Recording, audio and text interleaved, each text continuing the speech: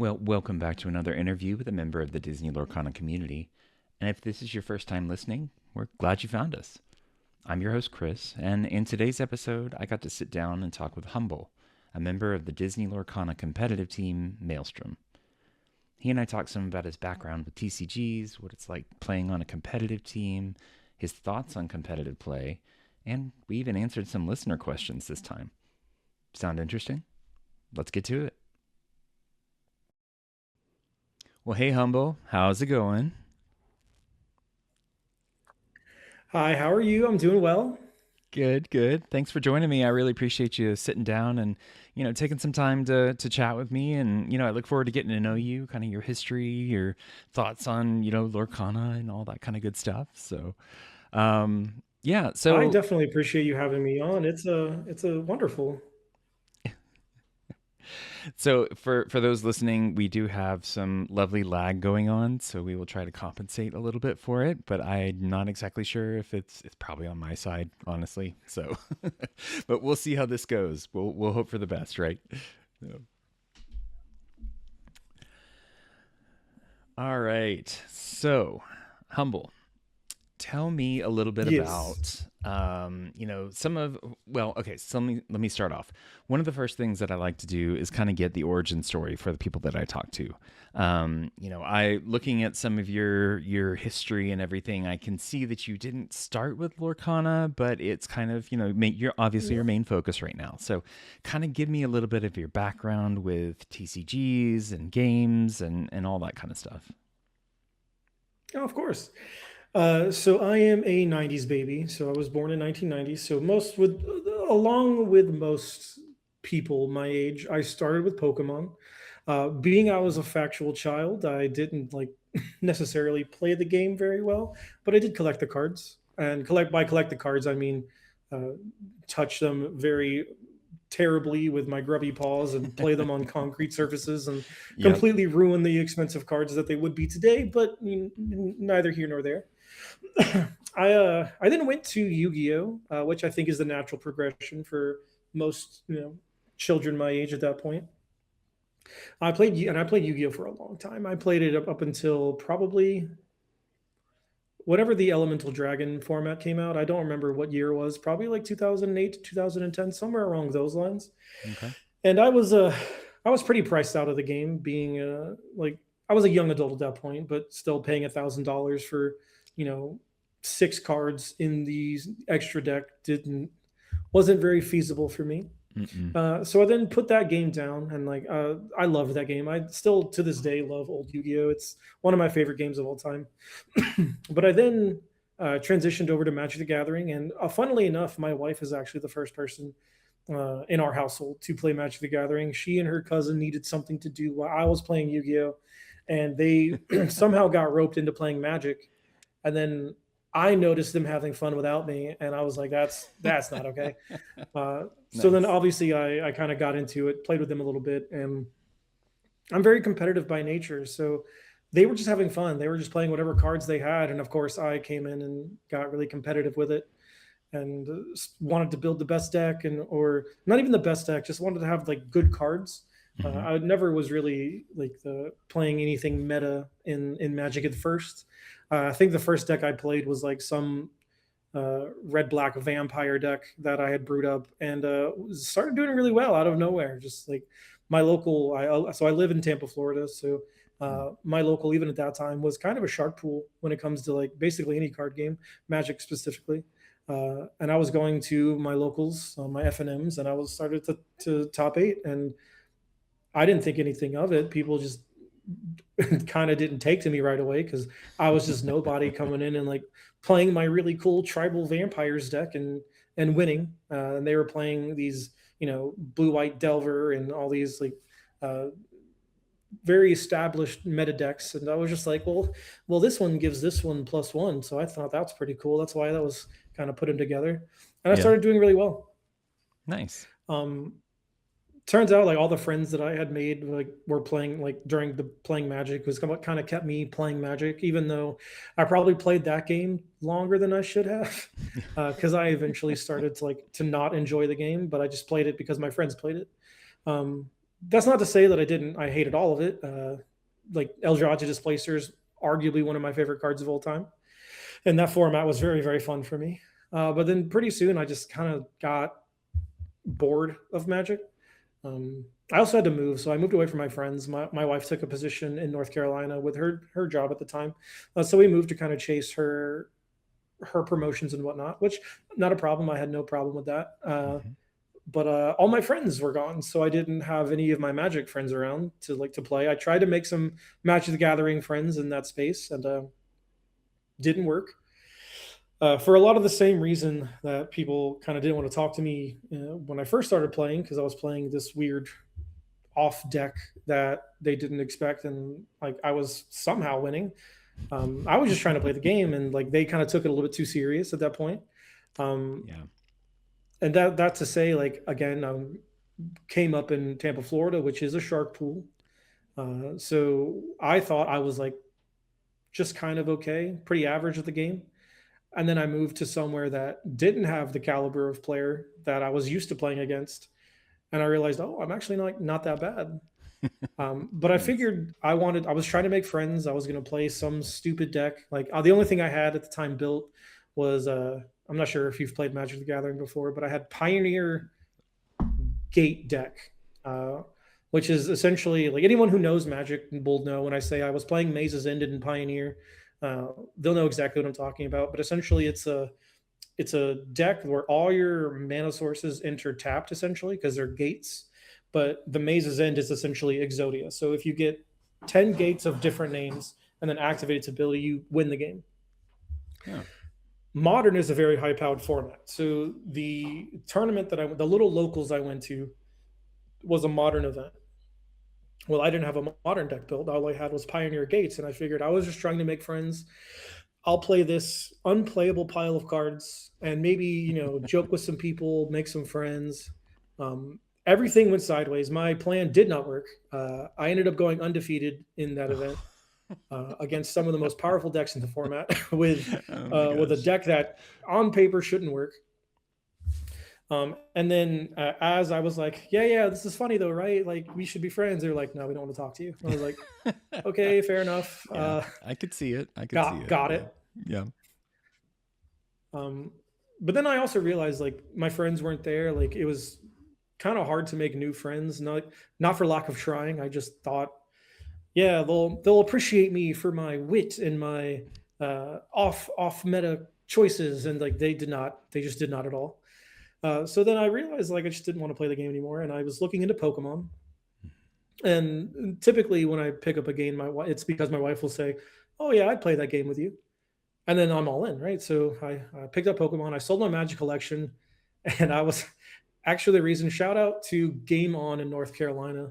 It was my LGS at the time when I lived up there. I sold them my Magic collection, which got me a pretty good amount because again I was a competitive player, so I had a lot of stuff. Mm-hmm. Uh, and they gave me like it was like a basically a blank check and store credit, and I said, "All right, give me all your Pokemon stuff."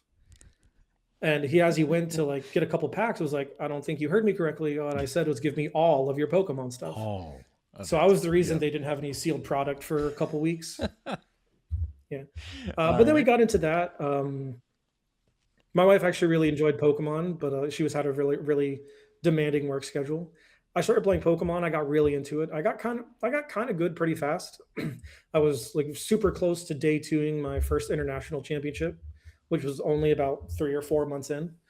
Oh wow. But then one day my wife was just talking to me, and yeah, she was like, "Oh, I saw these like Disney cards," and I was like, "Oh, what's that? I haven't Uh-oh. heard Yep. anything about this yet." We were looking at it, see, because she's the Disney kid. I was not really into Disney as much as I was just card games in general. I love card games. Mm-hmm. And she said, the magic words of, "Oh, I'd play this game with you." And it was a wrap. I Sold. went to my LGS. I sold all my Pokemon cards. And if anyone knows about Pokemon, Pokemon is extremely affordable to play. So when I sold out of Magic, I had a lot of equity that I wanted to flip into my Pokemon cards. So I just had everything max rarity. Like I had the equivalent of everything enchanted that could be enchanted. Everything was enchanted. Okay. So when I sold my Pokemon card collection, I got a pretty good amount for it because everything was max rarity, and then that afforded me uh, 9 boxes of set one, Oh God. which were pulling At teeth that to time, acquire. that's But like unheard of. Yeah. Yeah. Yeah. yes, yes. But then like kind of the rest is history. Like me and my wife started playing Lorcana, and then RMB is one of my best closest friends. He lives really close to me, and at the time he was still in Magic. He was very Magic pilled, and Hmm. I just started playing this Disney card game, and he was like, "Hold on, show me that." And my wife had went kind of bonkers. Like she went to Kinko's, printed out a bunch of proxies. Like the full set wasn't spoiled yet, Okay. and we were playing with proxies. And as they would spoil more cards, we would print more proxies. Wow. Okay. Um, so as we got more proxies, as we got playing, I had like decks built with the first like 50 or 60 cards of the game, like Mm. not even in a complete set. Okay. And I was, showed R&B, and then he was in too. Like we just kind of like started this journey together, and the rest is history. Set one was a blur. I had a wonderful time, and then we just kind of kept going from there, and we built, kind of where we're at today. Nice. Nice.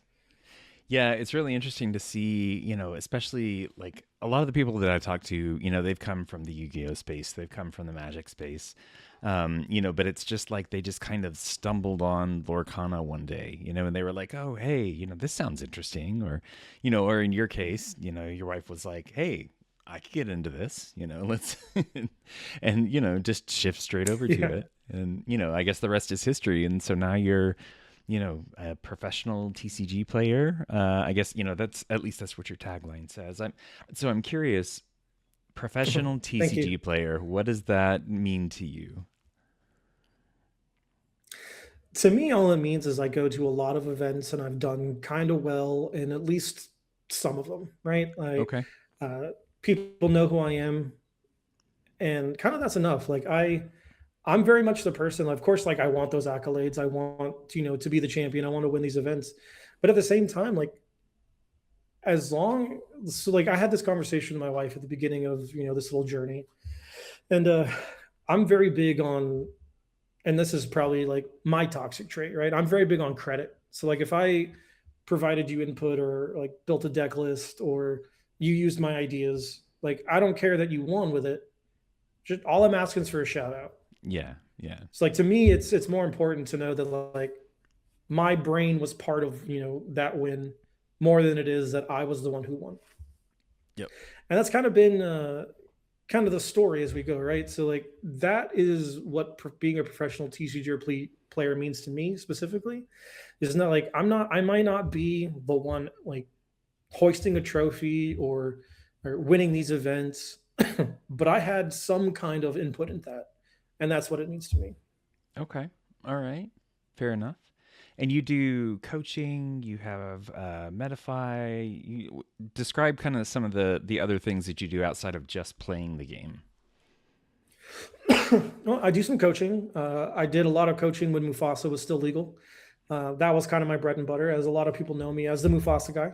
Mm-hmm. Um, I kind of shied away from it just because the thing that I'm known for is no longer a playable deck. Yep. So I don't really find it fair to charge anyone for knowledge that is outdated. Again, if people are interested in coaching, I have no problem doing that. All of my packages are on my Medify. Um, but with Mufasa kind of going along their wayside, me and my small church of Mufasa stands don't really have a home right now. So Yep. I do coaching if it's requested. I don't try to push it on anyone.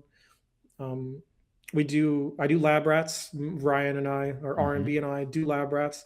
I'm a part of Team Maelstrom, which if you guys don't know of us, we are one of the competitive Lorcana teams in the space right now. A lot of just trying to help out the community as much as I can. I have like a local testing group of players that have approached me and asked me about wanting to get better, and like, yeah, no problem. We'll set aside some days. We'll get together. We'll play test with open hands and talk about lines and why we would make these decisions and whatnot. So I'm always interested in helping when I can, or doing any kind of content related pieces, or anytime someone asks, I try to make myself available. Nice, nice. Yeah, as someone who has not has had as much experience in a TCG, I really appreciate that there's people like you out there that are available to provide that kind of advice and be able to like actually sit down and be willing to share their knowledge and share, sure, this is the deck you want to play. Here's the best way to play it, that kind of thing. Right. Because I know, like you said, there is previously some focus on the on the Mufasa decks and everything on your side, but that's been a while, and I know you've played tons of other things since then. And so to be able to bring your knowledge and share it with with basically anybody that wants to ask for help, that's an amazing resource. And I like I said, I appreciate that there's people like you out there, that people like me who are not as competitive that want to get better can actually reach out to and get some of that information from. So Yeah, my knowledge base is not just my own, right? Like it makes me feel have this wealth of knowledge. I have like over 20 to 25 years of TCG experience. I'm not trying to say I'm old or anything, but I have a lot of TCG experience, and a lot of this TCG experience has been able to be plug and play during different games. Now, obviously, each different game is going to have different mechanics and different rule sets that you have to apply that knowledge to. But for the most part, things like card advantage, who's the beatdown, like who when are you in a controlling role, all those things apply towards every game, and it's just how you apply those techniques differ. mm-hmm. So like for me to be sitting on disinformation and like watch even like some of my locals play at my LGS, and like immediately see like, oh, I wouldn't make that play, and then not ask if, hey, can I help you, can I give you some input, do you want help? And if they say no, then of course that's not my thing. Like I'm not going Right, to of push it course. on you if it's not something you're interested in. But if you are interested in it, like I want to inform you. I want to like show you the correct lines and like what I would have done differently, and like what that thought process different, like how that thought process disconnect is. Yep. Yeah, and honestly, I think that's the biggest part of it, right? You can get a deck and you can kind of understand the nuts and bolts of it. It's like, okay, I see how this combo works. I understand how these, this line would be played out and everything. But to really actually sit down and say, okay, if you're playing this and this happens, this is the best approach. That's something that's a little bit harder to teach, I would think.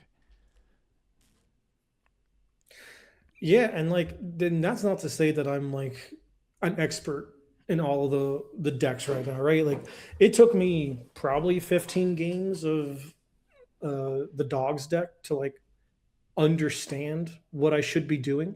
Mm-hmm. Because the first 15 games, I was just like, oh, I play this kind of like an aggressive deck, right? And like, no, that is not how you play that deck. Yep. Um, especially watching someone like Kurt Spies play that deck, it's a masterclass. It is like watching.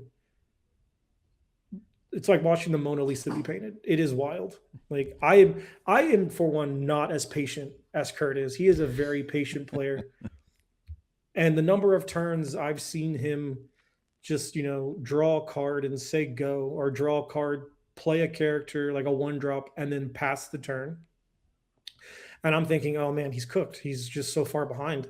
And then all of a sudden he just like draws the cards he needs and is like, oh okay, I've won the game now. And I'm like, I that ain't me, that is not me. But I definitely respect it. So like I'm not the expert, and it will take a lot of games for anyone to like acquire the knowledge of how to pilot any Mm-hmm. specific deck at its full potential. So, are you saying you're not a Sapphire player? You don't like to wait until the end of the game to actually actually do something?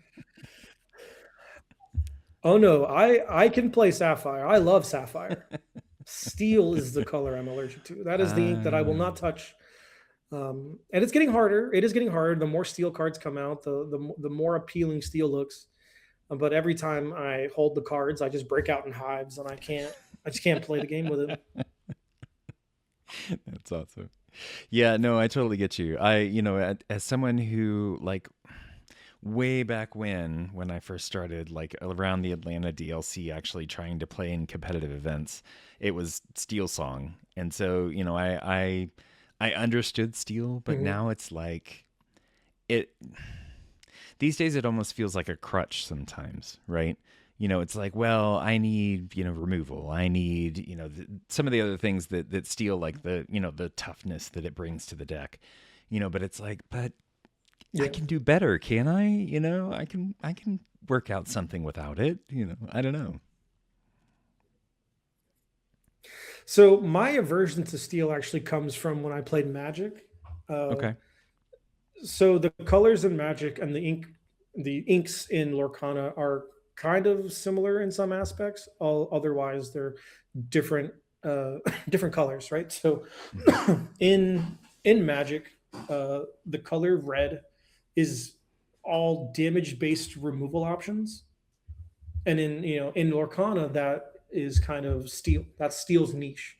Right. Where in Magic, black is more targeted removal, and just instead of saying deal some amount of damage to something, it's just gone, just banish it. Okay. And that's what Ruby is for Lorcana, which is why I gravitated very quickly to Ruby because I liked playing.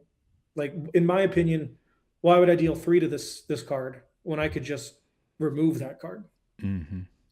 So that's a lot of the reason I don't like steel personally because it reminds me of the deck I didn't, or like the colors I didn't like to play in Magic. Okay. Um, so like when that translates over to Lorcana, like then it like I didn't like playing red in Magic. I love playing Ruby in Lorcana, right? So like Yeah. it's not necessarily what the actual color per se is; it's more the identity. Right. Um, so I don't like damage based removal options because there's I've just been in too many positions where like okay I have this Storm Rage on and my opponent's character that I need to remove from the game has four toughness. Looks like that's staying on the board for a Mm-hmm. long time, and that's just not how I want to play the game. Like I would rather spend five ink to guarantee and dragonfire your threat than try my hardest to string together a couple two or three damaging spells to be able to remove it. So that's where that comes from. I just don't like the damage based removal aspect of it. Yep. But I love Sapphire. Turns out I really like control decks in a format or in a game that doesn't have instant speed interaction, where my opponent can't just play a land and pass the turn, and just their entire deck is just to stop me from having fun. Yeah. Uh, so Okay. when it's not in that context, I really enjoy control decks. Okay. All right. Fair enough. Yeah. It's interesting to see, some of the people I talk to, how they kind of gravitate towards a certain ink or a certain combination or something. It's just it clicks. There's just like that certain thing that they're like, okay, I understand. The Ruby Amber Mufasa decks. That kind of thing. And it's weird. Like you wouldn't think in a TCG, like where you would think it was just like, oh, I'm just going to make decks and I'm going to play decks. And, they have different abilities and everything. But it's weird to think that it kind of, like a lot of people, it just kind of clicks. There's like the decks that they love to play.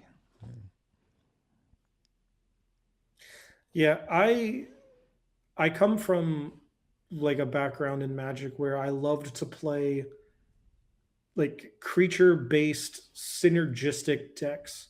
Like I played Bant Coco, I've played like the Eldrazi Displacer Blink shenanigans thing, right? So like that already was kind of something I was very interested in. Mm-hmm. So then coming to Lorcana and like set two released and this card that was a character payoff was piqued my interest. And then as more sets came out, the deck became more and more viable. And as I just kind of started to toy with it, and like, because I was a Ruby Amethyst player for a very long time, and Okay. shocker. But when that deck started going from a control deck, like set one Ruby Amethyst was, and it became more of like this, goat bounce goat shenanigan, I stopped really enjoying the gameplay. Hmm.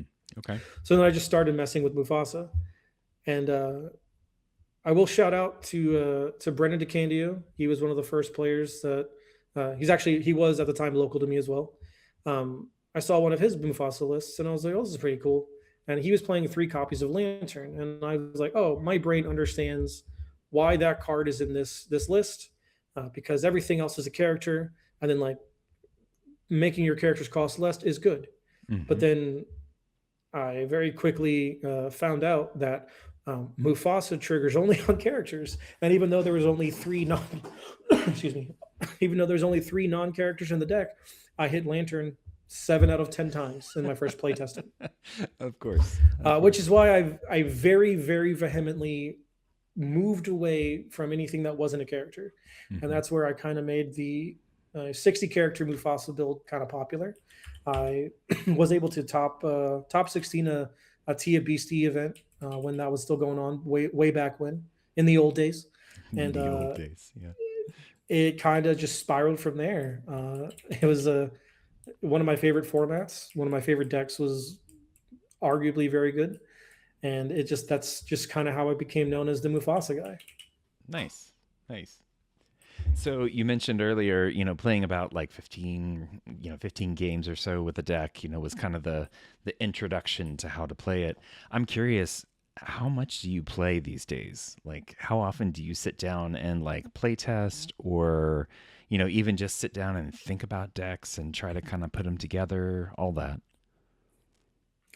Lately, it's been a lot less just because of the holiday season. I was moving. There's been a Hmm. lot of like other things. I was still able to go out and get my a whole new worlds for Infinity Weekend, which was nice. Nice. Uh, I normally try to play once a week if I can, either on a Friday or like a Sunday. One of the times I have available. R&B and I get together. We film Lab Rats. That's time Hmm. I spend playing the game as well. And then obviously internally with Team Maelstrom, we do get together and we have these testing nights where we kind of play open handed, talk about lines, talk about different card choices and like how we would build lists to target and tackle each individual event. But it used to be a lot. I used to play a lot of Lorcana, uh, almost to a detriment of my relationship with my wife. Okay. But now, after having so much time in the game and kind of getting to the point that I'm at, where uh, different decks of the format are kind of plug and play. Like I understand them Hmm. into a different capacity than I did before. Uh, Playing has kind of decreased a little bit as I focus on you know the adult world, or kind of some behind the scenes like planning episodes of Lab Rats, planning content with the rest of Team Maelstrom, and so on and so forth. Okay. All right. Fair enough. Yep. It does happen. I mean, real life, that pesky, adulting thing kind of takes priority sometimes, Yeah, right? really, adulting is really getting in the way of me living my best life, and like, I'm Yeah, kind of tired of it. I know, right? Right. I hear you. I hear you. Okay, so Team Maelstrom. So I'm curious, what led you to be on the team? Like, how did you, join the team? Tell me a little bit about it too. Ooh, so so some people listening might, or watching rather, might know kind of the origin story of the team, and it goes back all the way to about set 2 or 3. And we were not always known as Team Maelstrom. We were initially known as Team Labyrinth. Hmm. And how I kind of found myself with this ragtag bunch of ruffians. R&B was on the team originally before I was, and it was I think the first Charlie's Collectible Card Show. It was like a 8K or 5K. It was some smaller amount than what he's doing currently, but it was the largest North American Lorcana event at its time. And at this event, I met Logan, so Zenulos, Hmm. and we were having kind of a chat. I think we stayed at Kendall Burdett's house. No, I'm not. We stayed at his house for that event, and we were all there. And I, talking about where my Ruby Amethyst list was versus what they had come up with. I convinced him to play a hybrid of both my list and his. And at the time, Lorcana Bro, shout out Aaron. Aaron Rubin was on the team as well, and he was actually playing a different event in Texas, I think. Yeah, Okay. at the time, and both he and Logan decided to, adopt some of the things I was doing. Um, so I think we played the same list minus 4 cards. They were Cusco believers at the time, and I was just simply not a Cusco believer. Okay. And this is gonna hurt to say, I was wrong. Cusco was definitely the card you should have been playing. All Um, right. however, both Zenulos and Lorcana Bro uh, placed in their events. Logan top aided the first CCS, losing out only to Edmund Chu. So shout out Ed for the North Mm-hmm. American Continental Champion eventually. Yep. So lost to him, and then Lorcana Bro actually won his event, and it was essentially on the list that I had kind of shared and provided. And that goes back to the whole credit thing. Like, credit's huge for me. Like, if Mm-hmm. you did well, I don't. The only thing I want you to say is like, yeah, he helped me. That's all I need. They kind of brought that to the team owner at the time, and that is how I got my spot on Labyrinth. Okay. All right. Cool. I do believe it was, yeah, I do believe it was earlier this year, around February, where we all decided to kind of rebrand. Um, Mm-hmm. there was just some difference of opinions and how we wanted, how we wanted our journey to go, and we all agreed that we were gonna take this step together. So we rebranded from away from Labyrinth to what we are today in Maelstrom. Nice. Nice. And it's what's it? You, R&B, Kurt, Sailor, Wonderland, Zenulus, Sky. there's there's so And many of the bannable. big yeah, and Bannable. Yeah, that's right. Yeah, Yeah, that's all 8 there's of us. so many of the well-known players on the team, and it's really cool to see all of y'all together. And I can only imagine what it's like, during playtesting sessions, and especially I would love to be a fly on the wall Yeah. when it's reveal season. For Team Mhm. Maelstrom to like sit there in the Discord and just kind of watch along as you guys, get the new card reveals and the ideas start flying. So. I will admit it's very fun. Even a lot of our testing sessions like don't they come down to us just having fun. Like, it's just Hmm. 8 friends hanging out together for some absorbent amount of time, and like, yeah, we have a goal in mind where we are trying to break the format, or find the best tech options for this deck, and then it just kind of devolves into us talking to each other, just like having a good time with our friends. Like, the amount of banter back and forth, especially when we're playing, like, is amazing. Like, these 8 players, or these 7 other players, are more than just like my teammates. They're like my family, and that is something that Nice. I come from like competitive Halo, and I come from other games or other teams where if you're not the best, you're benched, you're off the team. And that is just not the case with this group of guys. It's a wonderful experience to be part of. Each one of these players I consider family. They are wholeheartedly my brothers, and that bond is like very hard to find in any kind of any space at all, really, especially the TCG space. So Right. I'm very fortunate and very grateful to stumble upon this group of wildly handsome gentlemen that I get to call my teammates and friends. Nice. Nice. So I'm curious, and this kind of goes along with, I actually asked people for some questions and, to ask during the interview here. But Y Breezy actually asked something about your kind of your deck building process. We talked a little bit about how you kind of work with the team to kind of build these decks, but some of it just comes from your own mind, and so I'm curious how you like look at the cards, especially new cards for a new set, and sit down and try to think through, okay, I'm going to build a deck and it's going to be, it's going to use this kind of mechanic. It's going to, use these kinds of cards. And what's your process there? So typically, my process is so I'm built kind of different, and by different I mean incorrectly. My brain works on a different wavelength than most other players. Um, And I'm typically, and like this is gonna sound so unhumble of me, uh, but I'm typically 2 or 3 weeks ahead of the format when I Okay. build decks, Okay. or like when I tinker decks and like the lists I land on. Uh, Once is a coincidence. Twice is, okay, that's interesting. Three times the pattern. But I've been systematically doing this since set two.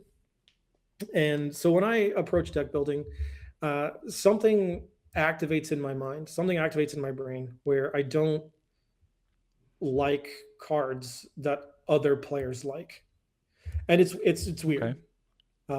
So like back in set one, uh, my brain works in a way that if this is going to be the most prevalent deck, I need to find a way to exploit that deck. And if I'm going to be playing that deck, I need to find a way to get an edge in the mirror match. So back in set one, I played Ruby Amethyst, but I played it with 4 copies of the Evasive Bongo and 4 copies of the Evasive Goofy, Oh. which Okay. I won a lot of my mirrors off the Okay. back of those cards because they just couldn't deal with those cards. Like, what are you going to do? Dragon Fire my Pongo? Yeah. Yeah. Yeah. Okay, sure. Hmm.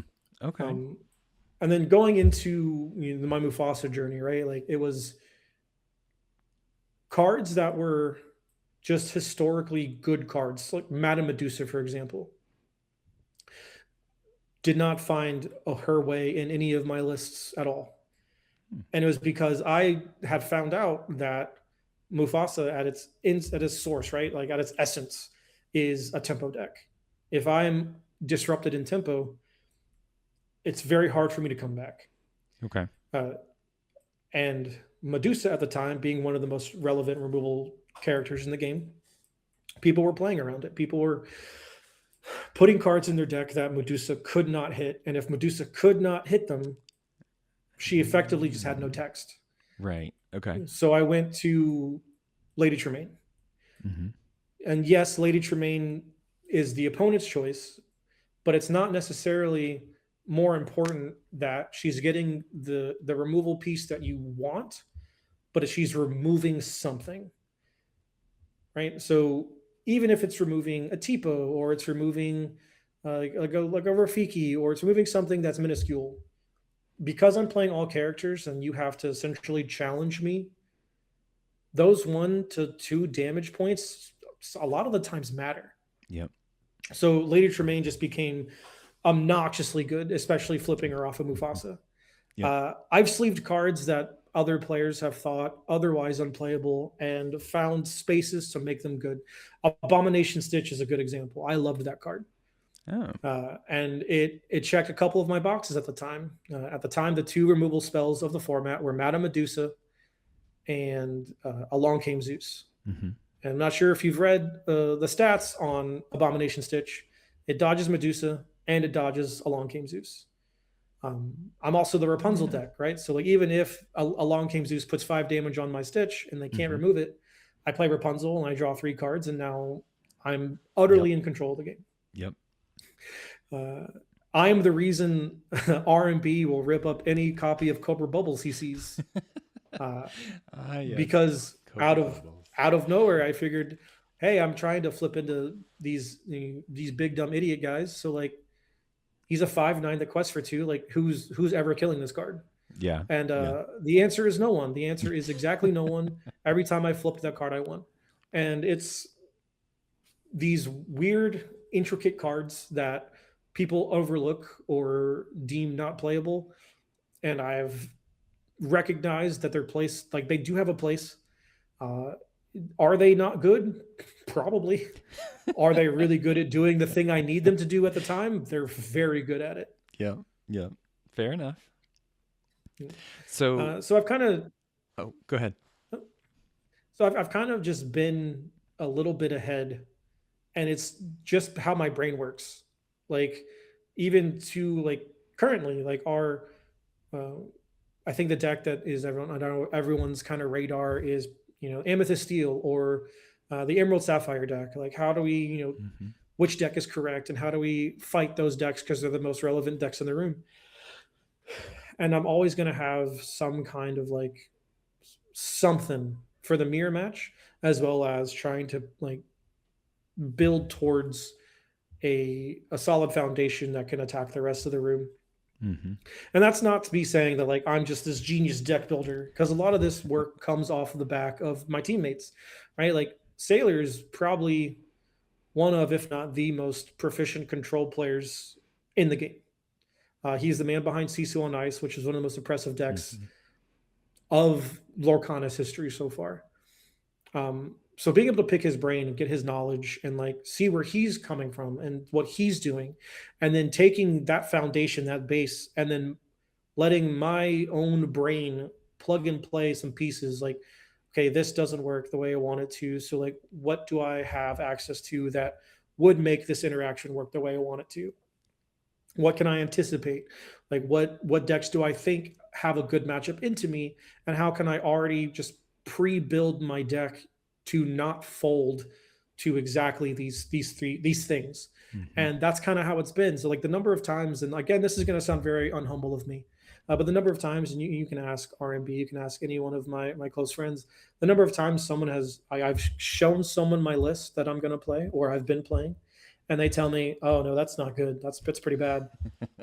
But then 3 weeks later, they show me a list of this is where I've landed, man. It's so good, and it's a carbon copy of what I've presented them 3 weeks ago. I'm Of just like, course. yeah, yeah, man, crazy. I wonder who gave you that idea. Nice. Nice.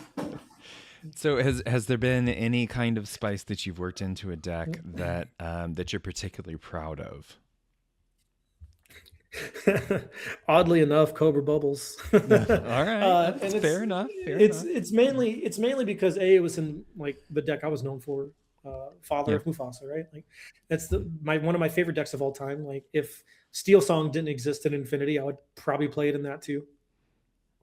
But just giving these characters that were printed and a lot of players looked over, recognizing that they have a place and they fill this really weird niche. Abomination Stitch, for example, Cobra Mm-hmm. Bubbles, just big cards that you wouldn't expect to be played, but then you find out, in like, especially in terms of like where the metagame is, when you banish my Mufasa and I flip a Cobra Bubbles on you, and you have to stare across from this 5/9, Yep. and you do not have the ability to out it.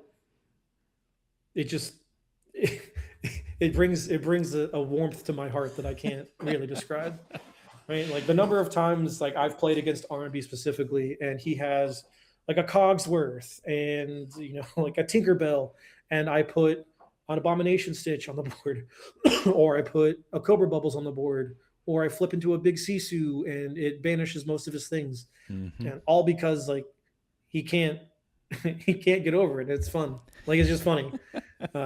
So basically, all the innovation I did with the Mufasa deck, I'm very proud of. Recognizing, especially like, oh, red or Ruby Amethyst is one of the best decks in the format. Okay, I'll play Lumiere so they can't brawl my Gaston, and then all of a sudden, Mm-hmm. I'm I'm just absolutely obliterating Ruby Amethyst players because now all of their cards don't have text. I think in DLC Toronto, I took Mufasa, and it was a bad call. Right, my worst matchup was Green Steel, and it was a lot of the room. Yep. But I did have one of my initial rounds. I think it was round 2 or 3. I played against a Ruby Amethyst deck that played all 4 Be Prepareds and a big Sisu, and I still won the game. And Oh god. there just isn't a deck that is as resilient as the Mufasa deck was. Yep. Like you give me any other deck, and I get Be Prepared twice or 3 times, and like I'm a corpse. But the fact every time he had to be prepared, Mufasa flipped a Surfer Stitch, or it flipped a Big Mm-hmm. Sisu, or it flipped some huge, big, dumb quester that he just couldn't answer at the time, was chef's kiss. Love it. Yep. Nice. Nice. So, do you have any decks that you've been working with lately that have been a little bit more, like you're really excited about, I guess? So as far as like excitement, so like I do have to preface this that my excitement does not correlate it being a very good deck. Things that excite me Fair enough. are often not great. um, so I was in a stream not too long ago, and someone had a cauldron on the board, Mm-hmm. and I think it's an interesting card. I'm a very big fan of Dredge from Magic the Gathering. The card God Pharaoh's Gift made me quit the game 4 different times when I played Magic because I would not put that card down. And it's very reminiscent of that. And then he put a card underneath the cauldron, Mm-hmm. and then on the next turn he activated the cauldron, played a lady, and then played the card underneath the cauldron for free. And I was like, Okay. whoa, that's not how that works, is it? So then, cut to Yeah. me, DMing a bunch of my judge friends, like, please tell me this works. Because if it does, it's going to be my whole personality from now on. And I go, of course, it works that way. Yeah. So I immediately started going on a hunt to find out how many cards in the format say play for free. There are three.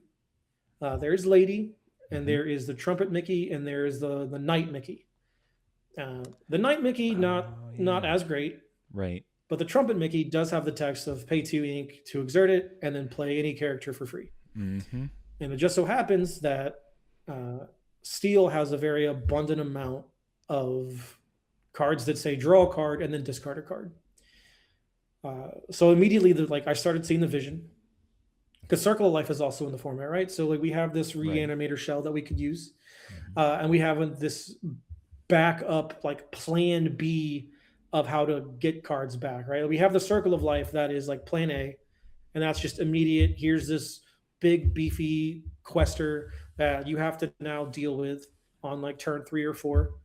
And then we have like kind of the long game of like, I have been loading up this cauldron for a couple turns, and now I have this trumpet Mickey on the board. I'm gonna activate my cauldron, use my trumpet Mickey, and put this big bodyguard Mickey into play, or play the Surfer Stitch, or play one Mm-hmm. of these big huge bombs that you're not really expecting, and like you're thinking, oh, he's been through 3 Circle of Life. There's no way he can get anything back. Wrong. I get to play for free. Uh, and obviously, like, I tried to do this with Ruby, but the number of cards that say play for free, there is not very many in Ruby, and none that Hmm. Okay. interact with the cauldron the way I want it to. So like, as much as I don't like Steel, Yeah. I've been dabbling with it a little bit. But yeah, like, that is something I'm kind of excited for. Um, I'm definitely excited for like the Emerald Sapphire deck. I know it's pretty boring of Mm-hmm. me to say that, but I do. It's the deck I've been testing a lot. It's the deck I'm most comfortable with. Like, I'm a big fan of the control decks, so it is kind of just something I gravitate towards, especially like any deck with a board wipe, especially one that's one sided. Mm-hmm. Big fan, huge fan. So that being kind of like what that deck is up like trying to do is kind of right up my alley. Okay. All right. So, what are your thoughts on the Prince Philip malicious, mean, and scary combo? Have you done much on that side? I play that a lot. I think if you're playing the game right now, and you're not playing one of the purple decks, then you need to be playing a green deck. Mm-hmm. Um, the malicious, mean, and scary Prince Philip combo is just absurd. Yeah. Yeah. Uh, I'm It's going to be rough. honest. I think it's a mistake. It may have been an oversight, but at the same time, like, it's the tools I was given, so I'm going to use them. Yeah. Yep. Fair enough. I don't think we need another format where we don't have a symmetrical board wipe. For as much as be prepared kind of got trashed, right? Like, it's a necessary evil. Yeah. The fact that I can play this, and like, it was the same thing with Sisu, right? The fact that I can play this big body that quests for 3, that is not only a mass removal spell, but also just my win condition now. Mm-hmm. Because now I'm going to turn this card sideways every turn, and like, what are you going to do to it? Especially because Prince Philip has evasive, and Yep. the fact that the baby Prince Philip has ward, can sing the malicious, mean, and scary, and Yep. then you can shift on it. Oh, it's so rough. That is, it's silly. It's It is bad. Yeah. absolutely silly. Yep. So that being said, like, I think it was a mistake, but it's what's in the format. So like, griping about it's not going to like change the fact that I'm playing, right? Yep. Like, I'm still excited about the game. I'm still excited about the format. I'm still excited about the new cards. Is it a little less exciting because every time I see a person ink an emerald card, now I have to worry about this, this for this like uninteractable combo? Of course. Mm-hmm. Is it going to stop me? No, not at Yeah. all. Yeah. No. No, I actually played somebody at my locals the other day that it was like a homebrew deck that they put together, and they played the smaller Prince Philip, and I was like, "Uh oh, here we go," and they were like, "What? Yeah. What are you talking about?" And I was like, "Oh, so you're not playing that? Okay, cool. Let's keep going. you know, this is gonna work out okay." But yeah, yeah, no. Um, so I'm curious. You've got this wealth of competitive experience. You've got the backing of all the minds of Team Maelstrom. Right there beside you. Um, so if you had to make two recommendations, I don't want to say one because one's too easy. I got to make it a little harder for you. Two Okay. recommendations for someone who either wants to move from a casual kind of play to a competitive, sphere, or wants to like level up their game a little bit more on the competitive side. What are two pieces of advice that you would give them? So the first one is check your ego at the door. You have to recognize that you are not the best player in the room. And it is okay to ask for help from the players that you look up to, for the players that are consistently doing well. They know something you don't know. And if 9 times out of 10, I've gone through this a lot because I used to be that person that didn't know. And I was just too Mm-hmm. proud to ask for help. And that stunted my growth for a very, very long time until eventually, like I made some friends with some better players when I was playing Yu-Gi-Oh, and they just stopped me from sabotaging myself essentially. So always be learning, right? Like be a Mm-hmm. true student of not only the game but of life, right? Like interact with some people around you because their difference of opinion might kind of unlock something. Um, so ask for help. Don't be don't be so like in set in your own ways that you can't, you know, see the forest through the trees. You know what I mean? Mm-hmm. Yep. So if you are looking to make that journey, like take that step from being a more casual player to a more competitive player, step one is 100% check the ego at the door. Don't be afraid to ask for help. Like there are like use other players as a resource. Um, the second one would be, huh, okay, that one stumped me. The second one because I was gonna I just kind told of you say I had to make it more of hard the same for as the you. first. The second one is don't be afraid to have fun. Like Okay. this is a hobby. Yep. I've been a part of games, especially like Magic, for example, where at the end my friends were gone. I was just doing it to appease like my friends. Like I'm using it as an excuse to see them. Mm-hmm. So then like I had to place well at this event because I spent money to get here, and it's a waste if I don't place. And it became a job. And once it becomes a job, it's no longer fun. Yep. It's no longer something you want to do. This is a hobby. Enjoy yourself. Yes, the goal is to get better, 100%.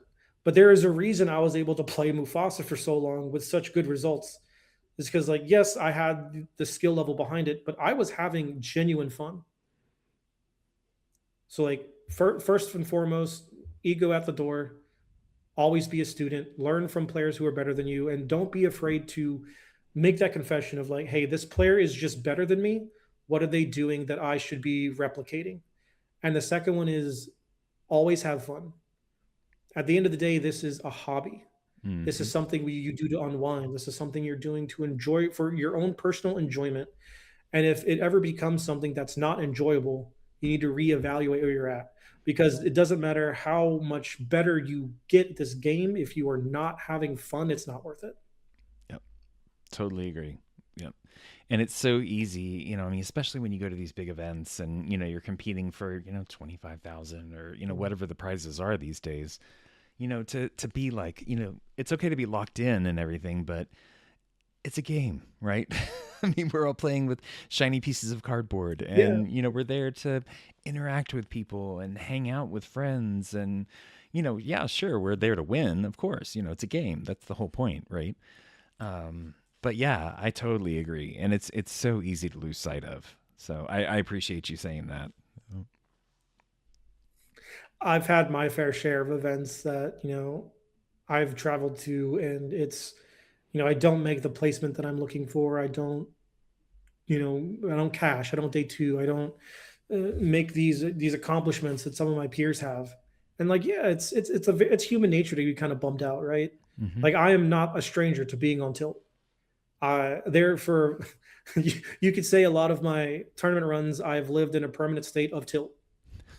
Okay. But also at the same time, like, I'm surrounded by all my friends. I'm surrounded by a community of great people. Yep. And yeah, I take a rough loss and like I'm really in my feels about it and I'm like beating myself up. And then just a random community member walks up to me and goes, "Hey, will you sign my Mufasa card?" And Nice. like I'm out of it. Like I'm right back in. So Nice. like have fun. Like enjoy the events. Enjoy the time you're playing the game. Because if it's not enjoyable, then just like do something else. Go do your taxes or something. Like Go do your just have fun. taxes. Yeah, because that's fun. Back to the whole adulting thing earlier. No, no thanks. Well, speaking of fun, and kind of you mentioned this a little bit earlier. You and R&B have started back up the Lab Rat series, which I was super We excited to have, we see. have, we I, have. I was really I loved that series when y'all did it before, and so I'm really excited to see that come back. I'm curious. Tell me a little bit more about it. Kind of for those that aren't familiar with it. What's kind of the idea of the show? So like it's a two-faceted idea where we want to appeal to the players that are looking to make that jump from like the casual like local player to a more competitive like okay, I'm confident enough in my ability. I'm going to travel to these events. I'm going to go to my first DLC. I'm going to play in this, Charlie's Collectible Show Invitational. I'm going to kind of put all my eggs in this basket. Hmm. That's kind of the players we're looking to target, right? Like we're not like DKP and Ed don't need to watch our content. Fair enough. They are they are very very qualified and good players. Probably the two of the best players in this game. Are like, and as much as I want them to watch, shout out you guys watch Lab Rats. They don't have to. It's not for them. Hmm. Which is why we always play. We play each game with we talk about our alters, we talk about our lines, what each card we draw, we talk about how this influences our decision making, why we are going to be doing this next play, and that's always kind of been the goal. Um, we kind of took a break because of the holidays, a little while ago, and then two of our players, Wonder and Sailor, were qualified for Worlds, so we put a lot of time into helping them. And then it was, like I said, the holiday season, Worlds happened, a couple formats that just weren't interesting really. And then when Whispers of the Well came back, we decided this is time. Like it's time to come back.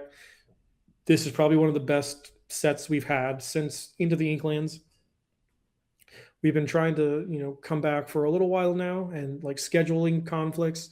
Um, I'm also like we're very loyal too. So like Keanu is our cameraman, aka Cregan. You guys might know him as Hmm. Cregan. Hmm. And he had at the time he had just had a newborn.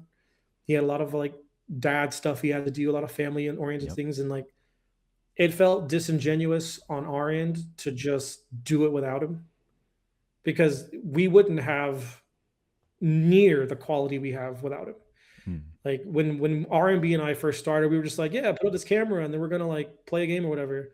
And then Cregan was like, no, no, no, no. Well, here's a setup. Hang on. Give it to me. I'll edit it.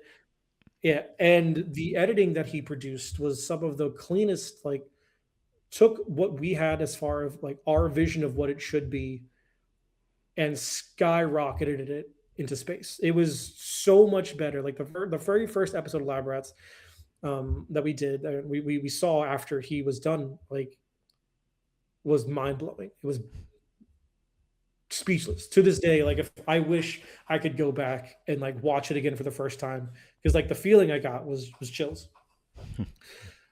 So scheduling conflicts with myself with R&B, Cregan not being able to kind of dedicate time to be part of it.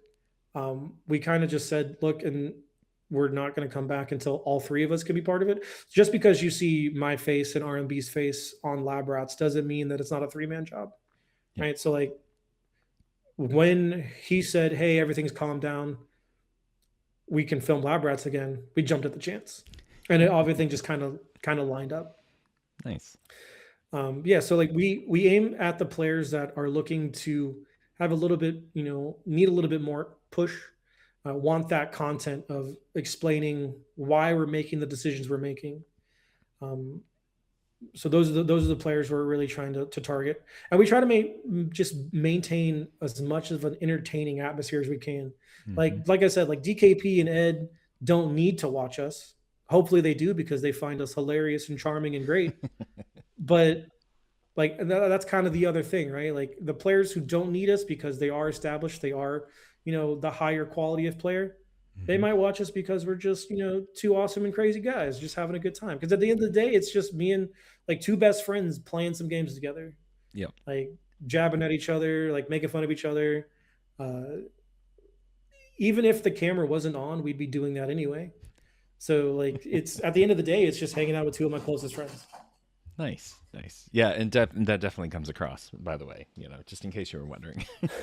It's great. It's super fun to just, Thank you. just put on like, and half the time like I'll have it going like when, while I'm working or something. I have it on the second monitor going over here and I'm listening, not necessarily watching it all, but yeah, but just you can just tell the relationship between the two of y'all and just the comfort level and the respect between the two of you. It's not like you're like really poking, being mean about poking fun. It's more about oh yeah, it's total jokes. Everybody gets it. So yeah, no, it's Yeah. great. I appreciate that y'all taking the time to do that because it is, like I said, it's immensely helpful for people, especially people new to the game or new to TCGs in general, to really see that progression and see understand, okay, I drew this card, now I got to figure out, okay, based on the current board state, based on what's in my hand, based on what I know is in my discard, what do I do, that all that kind Yeah. of stuff is all the stuff that's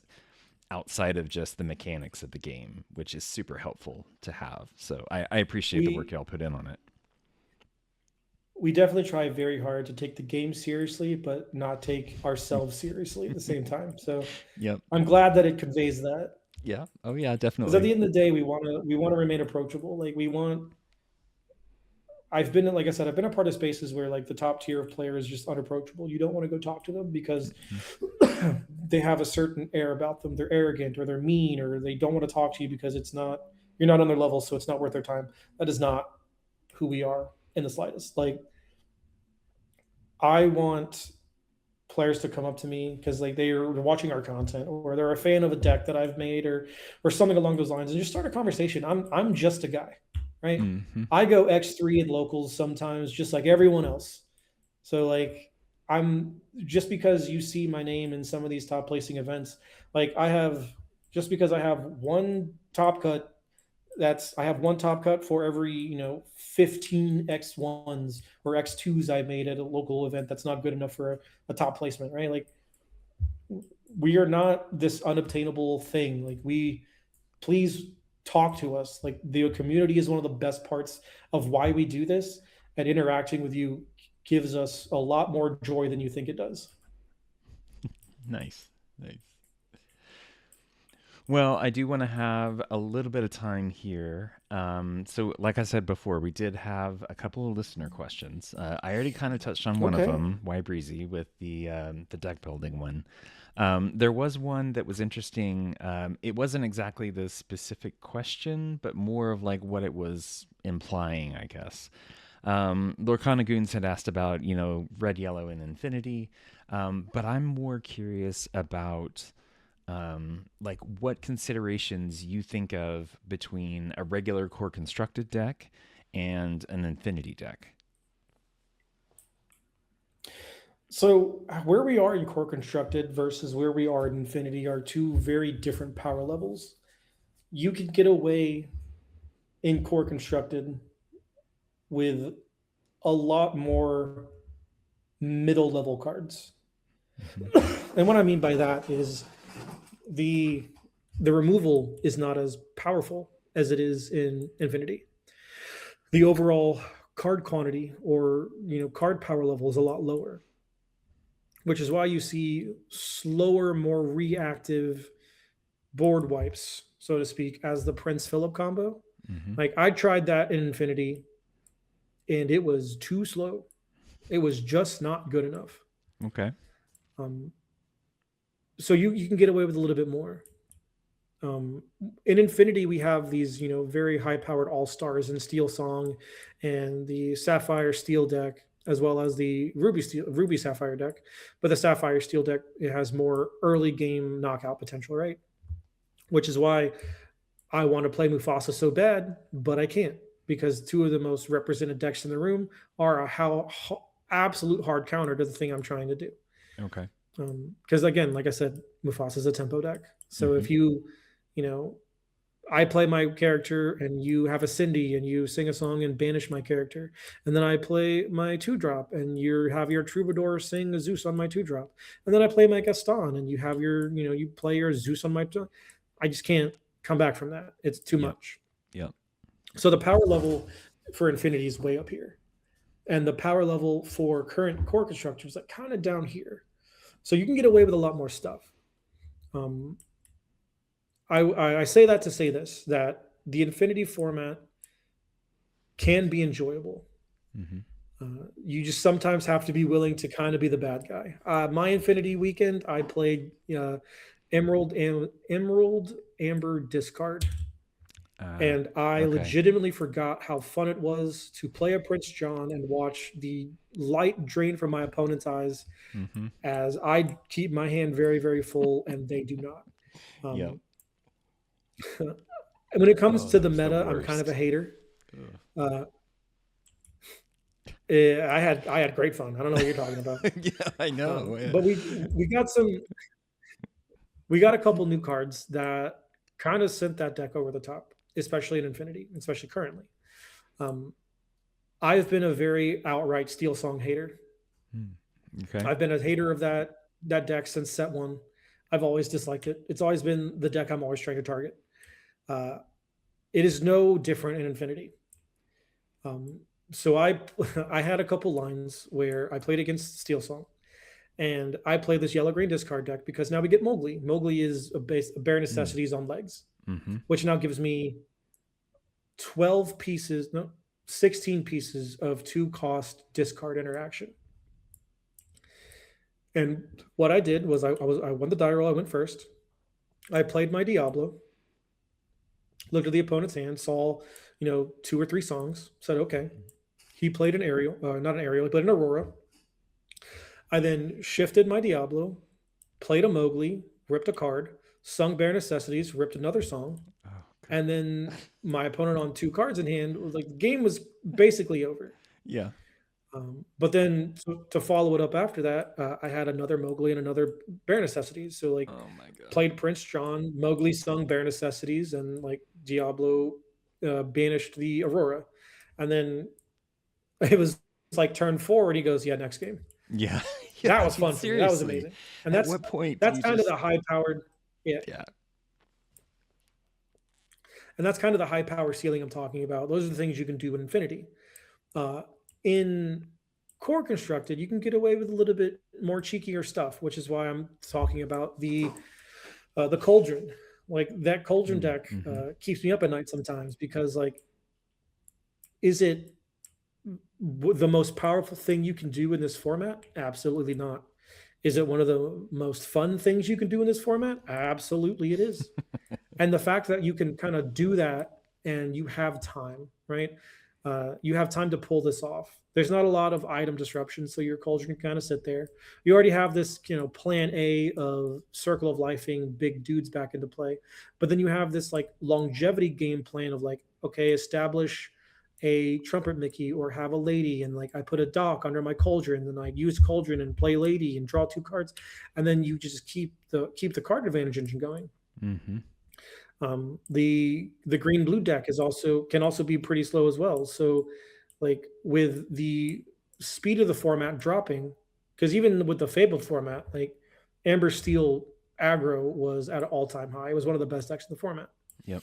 and the format there sped up very, very quickly. Like, kind of thwart that in the beginning of the game, then you very quickly fell behind.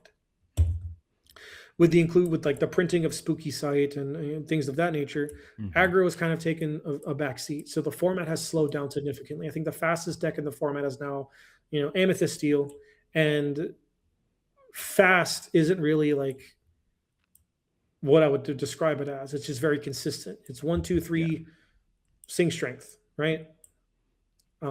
It's very consistent at doing that exactly every single game, and like the games it does that or has 2 strings, and like you're very far behind. But they're not. They might be winning the game on board essentially, quickly, but the game itself isn't over until they hit 20 lore, which takes them a little bit longer.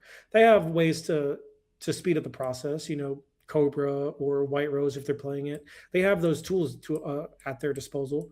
But for the most part, when you look at their characters, it's just a bunch of like smaller, lower to the ground characters that quest for one. So it like they're also giving you an air of time, so to speak.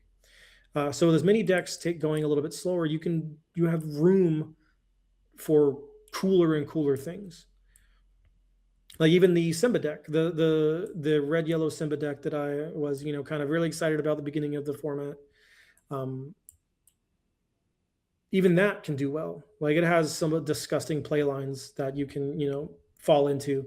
Scrooge, like playing a Scrooge McDuck on turn 5 off the back of like a Dewey or a Pluto or a Lantern or whatever it is, and then playing a Simba. I had a line where I had a Scrooge McDuck on the board. I was playing against Blue Steel. It wasn't R&B. It was another one of my locals. But I went. I had Scrooge. He didn't remove it. I played Simba. The Scrooge triggered the Simba, which flipped to another Simba, which the Scrooge triggered that Simba and it flipped into a Maleficent Dragon. Oh my gosh. Yeah. So like, that's awesome.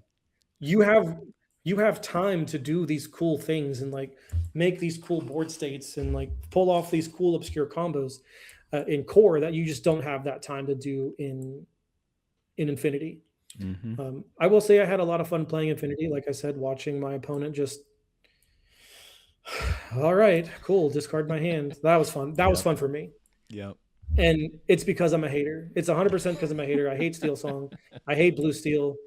Like, and I only hate Blue Steel because it's very, very reminiscent of Steel Song now. It's play pop or Fortisphere, banish it for Bell, sing a song on turn 2. Hate it so much because I want to be Mufasa guy. So if I can't be Mufasa guy, I'm going to play whatever deck counters the deck I hate the most, because at the core of my being, when it comes to the meta, I'm a hater, which is why I played Ruby Sapphire for so long. I hate Steel Song. So I just played the deck that beat Steel Song 9 times out of 10. Nice. Get a little bit of revenge in there. Yeah. Just keep the fire going. Yep. Yeah. Nice. Well, got to. I've been a whole new world too many times. Honestly, I get why that card was there, and I understand the purpose of it, but I am right there with you. I'm kind of glad it's gone. So, I'm sure there'll be something that comes up in the future that's similar, but who knows? Maybe weaker. A little weaker would be okay, I think. I posted my set of Whole New Worlds on Twitter. It was like, hey, got these, bag acquired, time to put them in the binder, never touch them because they're yucky steel cards. And Brendan DeCandio messaged or like commented on it. And I was like, hey, please never make these legal for court again. Thank you. Like, I don't want to ever see this card if I don't have to ever again. Yep. I don't think you're the only one. I think there's a long list of people that would agree with you. So, yeah. Well, cool. Well, hey, there's a long list of people that would disagree with me too, but we're not talking about them right now. That's fair too. Yes. Well, hey, Humble, it's been great getting to talk to you, getting to know you. I really appreciate you spending some time with me and sitting down and chatting. I do want to go ahead and wrap this up and end it with the same 4 questions or things, I guess. One of them's not really a question, but the same 4 things that I ask of everybody I talk to. So first off, favorite ink and card right now, and it can be cards you like to play, cards you like the art for, any of that. Mm, And you're not limited to core constructed, so if you want to say Mufasa, okay, that's okay. okay. Mm. I will always say Mufasa. That is Shocker. probably my Yep. favorite card of all time. Yep. Rapunzel's very very close second. Okay. So much so that a really good friend of mine in the community, Richard Kenobi, he made this for me, which is Nice. one of my most prized possessions. That's awesome. But Mufasa is obviously my favorite card. Favorite ink. I've lied to myself for so long and said that ruby is my favorite ink color. And I'm gonna be honest, I think it's amber. I think I'm just an amber fanboy.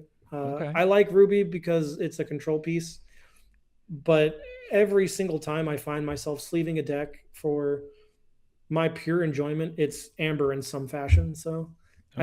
I think the my favorite ink's got to go to amber. Nice. That is a good one.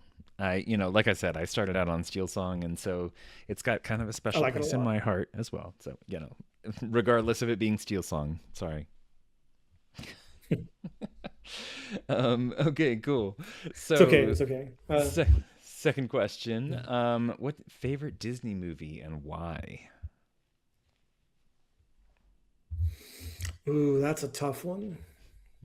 I And mean, you can like name more easy than answer is one. Lion It's King okay. because of Yeah. Mufasa, but Yeah. Lion King actually is not my favorite Disney movie. While Hmm. Mufasa is my favorite card, my favorite Disney movie is not Lion King. Um, Honestly, it comes down to the story, and I think it's got to be Princess and the Frog for me. I like that Okay. story a lot. Um, it's either that one or it's got to be probably the Little Mermaid. And I love the Little Mermaid just simply because it's my wife's favorite, and like anything that puts a smile on her face is automatically one of my favorite things. No. So those would be the two movies I think would be my two favorite ones is either Little Mermaid or The Princess and the Frog. Perfect. Perfect. Awesome. Okay, and the one that's not really a question, but still kind of fits in here. Give a shout out to your favorite LGS or LGSs. Well, in Tampa, we have a plethora of LGSs around. Mm-hmm. So I will shout out the two I frequent the most. I will shout out Cool Stuff Games in Tampa and Gamers Command also in Brandon, Florida. But I also, also want to shout out to Sunshine Games. Before I moved, they were my LGS, and I frequented there as often as I could, even with my hectic work schedule. But those three were kind of the three that kind of kept me in the game when I was still trying to find product or looking for a place to play. It was one of those three stores you would find me at. Nice. Nice. Perfect. And I'll get all the information about those and put them in the show notes and everything. So no worries Oh, I there. appreciate that. Yeah, of course. All right. And last thing, tell people where they can find you, your content, Lab Rats, Team Maelstrom, all the above. You could definitely find us on Discord. We do have a team mails from Discord where we try to be as interactive with the community as possible. If you are sub to the Discord, there's a lot of perks that come along. Kind of talk to us directly a lot of the time. You get a little peek behind the curtain, some of our testing, which is just one of the few perks we have for our Discord subscribers. But also, you can find me on Discord as well, Humble 4538 on Discord, on X or Twitter. I'm a boomer. I call it Twitter. You can find me on there under the moniker Humble 4538. And you can find our YouTube channel, the official Maelstrom YouTube channel, of course, on YouTube. You'll find all the content we've done so far. I do believe the first season of Lab Rats is still on the Labyrinth TCG YouTube channel, which may still be, still there. So if you want to kind of get a crash course into like what we're about, you can definitely find us there. And you can find all of our new Lab Rats content on the Maelstrom channel, as well as some things like our day one deck lists, tier lists, things of that nature. That is all on that YouTube channel as well. Awesome. Perfect. All right, well, cool. Well, I appreciate it. Thank you so much, Humble. I've had a great time. And I Me too. I've had a great time. Thank you. Anytime you want to have someone on to chat, let me know and I'll make myself available. I had a great time. Thank you so much awesome. for having I me on. appreciate it. Thank you so much. So, all right, well, we'll see you around the All community. right. Love you. Say it back.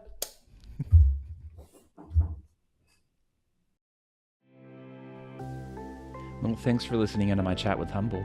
It It was fun to get to chat with a member of one of the more well-known Disney Lorcana competitive teams and get an inside look at the team and his own thoughts on the game.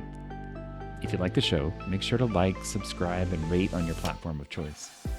If you'd like to reach out to the show, you can find all the information in the About section of the channel. Thanks for listening, and we'll see you next time.